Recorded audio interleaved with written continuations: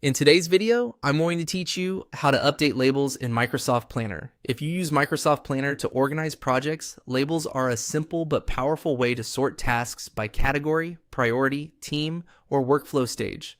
Updating them only takes a moment, and once you know where to click, it becomes very easy to keep your board clearer and more consistent. To begin, go to your plan board in Microsoft Planner. This is the main board where your tasks are displayed, usually organized into buckets. Make sure you're in the correct plan before making any changes, especially if you manage multiple boards. Labels are plan specific, so the updates you make will apply within that plan. Once you are on the board, click on the task you want to update. This opens the task details panel, where you can review and edit information related to that task. If you're not seeing the label options right away, don't worry.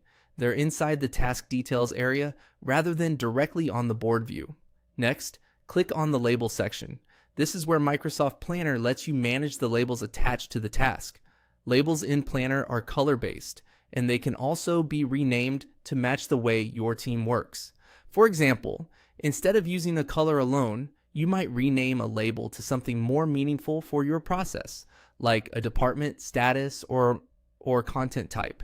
From here, select the color you want to use or change the label name. If your goal is simply to tag the task, choose the appropriate color label. If you want to make your labels easier to understand across the whole plan, you can update the label name so it's more descriptive. This is especially helpful when multiple people are collaborating and need to quickly understand what each label means without guessing based on color alone. As a quick tip, try to keep your label names short and consistent. Clear naming makes it easier to scan tasks at a glance and helps prevent confusion later. It's also a good idea to agree on a shared labeling system if your whole team uses the same planner board. And that's it. Once you've selected the color or updated the label name, your changes are applied within the task and reflected in the plan. Updating labels is a small change, but it can make a big difference in how organized and readable your Microsoft Planner board feels. Thanks for watching, and I'll see you in the next video.